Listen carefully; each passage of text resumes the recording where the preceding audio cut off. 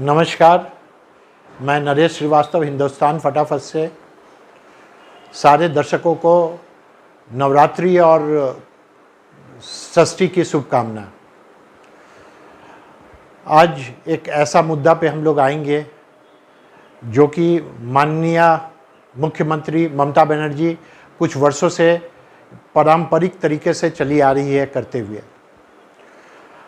हम लोग पितृपक्ष, जो सनातनी हिंदू धर्म है, एक हिंदू धर्म का रिवाज है कि हम लोग पृथ्वी पक्ष में कोई भी शुभ काम में नहीं करते हैं, कपड़े भी नए नहीं पहनते हैं, हम लोग किसी भी शुभ चीज़ का उद्घाटन नहीं करते हैं। और हम लोगों की जो मुख्यमंत्री है वो पूजा का उद्घाटन, अभी आप लोगों ने देखा होगा कि श्री भूमि का पूजा का उद्घाटन माननीय मुख्यमंत्री ने किया है। वो क्या समझती है? काफ़ी समय से वो बंगाली गैर बंगाली हिंदू में विभाजन करने वाली बातें करती है। उनको क्या समझ में आता है कि क्या अपमान सहने के बावजूद में भी बंगाली और हिंदू क्या चुपचाप रहेंगे? उनका कभी भी वोट बैंक नहीं टूटेगा। ये उनकी भूल है। ये अपमानजनक स्थिति का सामना लोग कर रहे हैं। एक बार कभी न कभी ये विस्फोट होकर के सामने में आएगा और उनको इस चीज़ का सामना करना पड़ेगा। कभी आप चले जाते हैं आप चप्पल पहन करके और दुर्गा माँ के ऊपर में फूल बरसाते हैं, जो कि काफ़ी अनुचित है। आप पितृपक्ष में उद्घाटन करते हैं पूजा का, वो भी है। आप कभी श्लोक पढ़ते हैं, लेकिन उस श्लोक में भी काफ़ी गलतियां रहती है। आप कभी गलतियां सुधारने की कोशिश नहीं करते हैं। या तो आपके जो सहायक है वो आपको बोलने से डरते हैं, लेकिन हिंदू समाज काफ़ी दिन तक ये बात बर्दाश्त नहीं करेगा और सनातन धर्म में चाहने वाले कभी भी नहीं ये बात को समर्थन करेंगे और आपका विरोधता आएगा।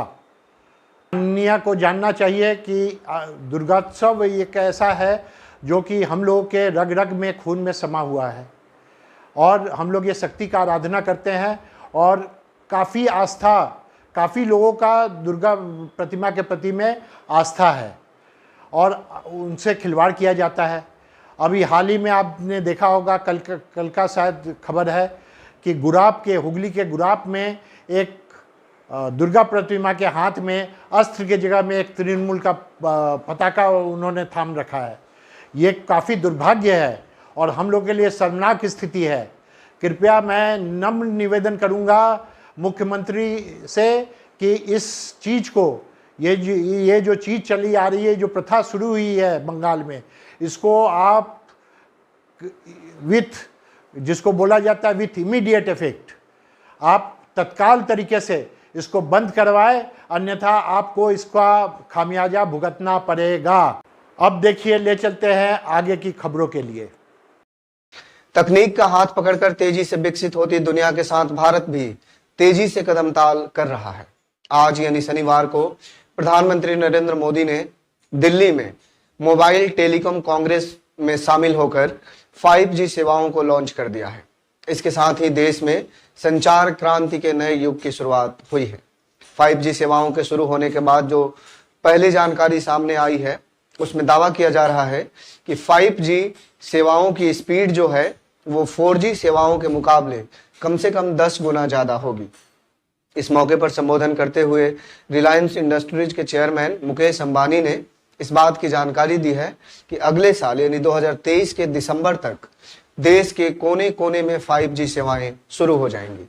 एयरटेल ने भी जियो के साथ ही 5G सेवाओं को 5G सेवाओं को लॉन्च करने की घोषणा कर दी है।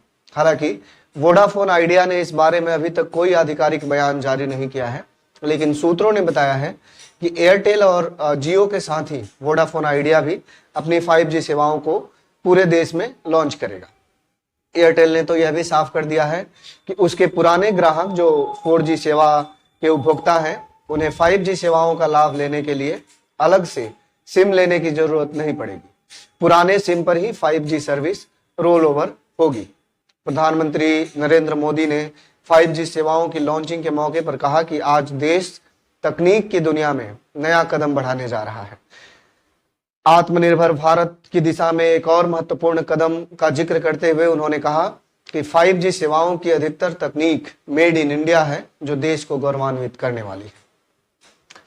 जैसे ही 5G सेवाओं की लॉन्चिंग हुई है, इसके साथ ही कोलकाता समेत देश के दूसरे शहरों में लोगों के अंदर जो सबसे बड़ा सवाल है वो ये है कि उन्हें कब से 5G सेवाएं मिलेंगी।